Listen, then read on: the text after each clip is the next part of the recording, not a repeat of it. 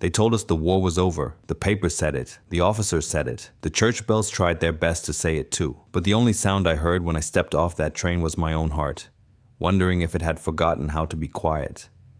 I carried a duffel that smelled like damp wool and old oil. My boots were polished, but you could still see the miles that had lived inside them. On the platform, some men found their wives at once, hands colliding like they'd always known where to meet. Some knelt and scooped up children who clung to their necks and cried like the world had snapped back together. I didn't run. I walked because running felt like asking too much of a dream. Home was 3 turns from the station, past the baker with windows fogged by warm air, past the brick wall scarred by boys with pocket knives, past the maple tree that hadn't yet remembered spring. The house looked smaller somehow, like the war had taken a rib from it. The paint was tired, the porch sagged, the curtains moved, someone had seen me. Then the door opened. My wife Anna stood in the doorway with her hand against the frame.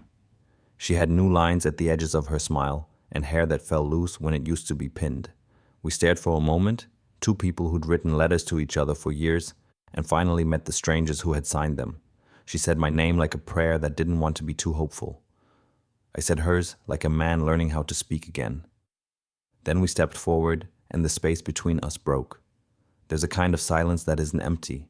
It's full. It hums in your ears. It's the silence after the shelling stops, after the last round is spent, after the medic says, that's all we can do. It's the silence we stood in on that porch, our foreheads touching. Her breath smelled like tea and sleep. Mine smelled like trains and gun oil and the inside of a helmet. Daddy, the voice came from behind her, small as a held breath. A child stepped out. Brown hair too long for a neat bow, a dress with a patch at the hem. She had Anna's eyes, but a different way of holding them, like she kept her questions close, where no one could take them. I had memorized a baby's face in a photograph 3 years ago. The tiny mouth, the unbelieving eyelids, the fist like a question mark. I had folded that photo into my pocket until the edges softened and a corner tore, until it lived thin as a leaf against my chest, under a uniform that new men died in. This was not the face I knew. This face had learned things, how to climb stairs, how to refuse carrots, how to braid a doll's hair, how to sit perfectly still when grown-ups tried not to cry. Daddy, she said again, not walking forward. The word hung there, trying to decide if it meant me. I crouched. My knees had a dozen aches I hadn't earned today. I set the duffel down because the weight felt wrong to hold when I needed both hands to show I wasn't a weapon anymore. Hi, I said. It came out softer than I meant it to, like I'd stepped into a church. She looked at my uniform the way a child looks at thunder. Her eyes moved to the ribbons, to the buttons polished into small moons. They stopped at a scar that rode my wrist like a wicked thread. She didn't ask about it. Children are kind like that. They save the things that might hurt for later. Do you remember me? I asked. The foolishness of it was immediate, and I almost laughed, and I almost cried, and I didn't either. She pressed her mouth flat. Anna's hand found her shoulder. This is your father? She said gently. He's home. The girl blinked, 1 step forward. She lifted her hand and put it back at her side, like a bird testing the wind. Then her eyes slid past me, toward the street, toward the sky, toward a place where no decisions have to be made. It's all right, I said. I wasn't sure who I was telling. We went inside. The house smelled like soap and old wood, and something baking that someone had forgotten in the heat of the moment. On the table, a vase of flowers. Picked or bought, I couldn't tell. A cup with a spoon turned upside down. The clock ticked like a heart that belonged to the walls. A coat hung on a chair, my coat once, now borrowed by time. We sat where we had sat before the war, me at the end, Anna to my left. The small chair that used to be the high chair now pulled close to hers. My daughter, Ruth, the name looked too big and too perfect and too tender in my mouth, took her seat and watched me without watching me, the way cats watch windows. Would you like tea? Anna asked. The simple question knew exactly how brave it was. Yes, I said, before remembering how tea tastes when you expect coffee. Tea would be perfect. She poured. The kettle made the sound of rain against a tin roof. The steam rose, and for a moment, the air between us turned foggy, like the station window. I wrapped both hands around the cup. The heat surprised me. I hadn't realized how cold my fingers were. "Do you still take sugar?" she asked. "I don't remember," I answered. We both smiled, not because it was funny, but because we'd found a safe place to put something that might have hurt. Ruth kept her eyes low, studying the wood grain with the seriousness of someone reading a map. I looked at my own hands, at the way the skin had turned into dry paper, at the fine black line of grease that never fully leaves, at the pale crescent where a ring had lived before it made the crossing, sewn into the hem of a uniform pocket. "I brought you something," I said to her, and the relief of having something to offer felt like taking off a pack. I reached into the duffel and brought out a carved wooden horse. It wasn't good. The proportions were wrong, and the legs didn't agree on how long legs should be. The tail looked like it had given up, but I'd made it during a winter with more snow than food, in a place where men sharpen sorrow into tools to keep their hands from remembering other things. She looked, then looked at me. A flicker, fear, curiosity, the quiet hunger children have for gifts that say, "I see you." She touched the horse with one finger, testing its truth. Then she pulled her hand back. "Go on," Anna said softly. "It's for you." Ruth took the horse and held it like something that might break from being wanted. She turned it over and found the initials I'd scraped into the belly. RT. "Ruth Turner," I said. "I hoped you'd like that. I didn't know if you were still Ruth." I stopped. Sometimes a man can feel his words come apart in the air and decides not to chase them. She nodded. A small nod, dignified, like the nods I'd seen between officers when names were read on lists. She set the horse on the table and pushed it gently, and it wobbled as if it had remembered how to be a toy. After tea, we walked to the backyard. The maple tree had forced its roots into the shape of the earth's secret bones. The garden was a rectangle of stubborn things. Onions that didn't ask for much, carrots with the red of clay, their skins, a rule where peas would climb when they decided it was time. I lifted her swing, the one I'd hung before I shipped out, with rope that came from a hardware store run by a man who pretended not to be kind. The seat was scarred by weather now. She stood near it, not sitting. I put my hand on the rope, and the hemp bit my palm the way memory does when it wants to prove it's real. "May I asked. She shrugged, the most honest answer. I pushed the swing, slow at first, like a prayer you're not sure you remember. The rope creaked, and the sound climbed up into the leaves and stayed there. She watched it move. Eventually, she sat.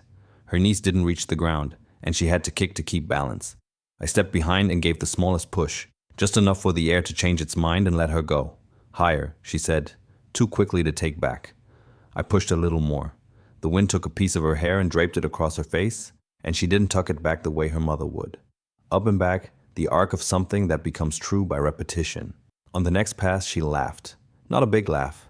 Not the kind that breaks, but the kind that leaks out of a person when they forget to guard the door. It was a sound I wanted to carry in my pocket until the edges wore soft. When the swing slowed, she let her feet drag. The toes of her shoes made two clean lines in the dirt. She hopped off and stood very close to me without touching.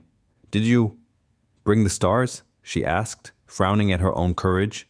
"The stars?" I said. "In your letters," she added, picking up the thread I'd left for her a year ago. "You said sometimes the sky looked like it was made of glass with lights behind it. I wanted to see that." I swallowed.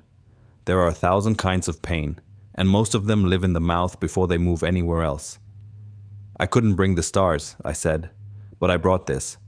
I pointed to the rope, to the swing, to the tiny grooves my fingernails had left in the wood when I had tied the knots too tight the week before I left. I brought the part of me that gets to stay. Her face did something children keep for themselves, too quick to name. She reached out and touched my sleeve, the rough wool. Her hand stayed a moment longer than accident. Then she let go. Dinner was stew that tasted like everything honest we had. Potatoes, a little meat, carrots from the stubborn garden.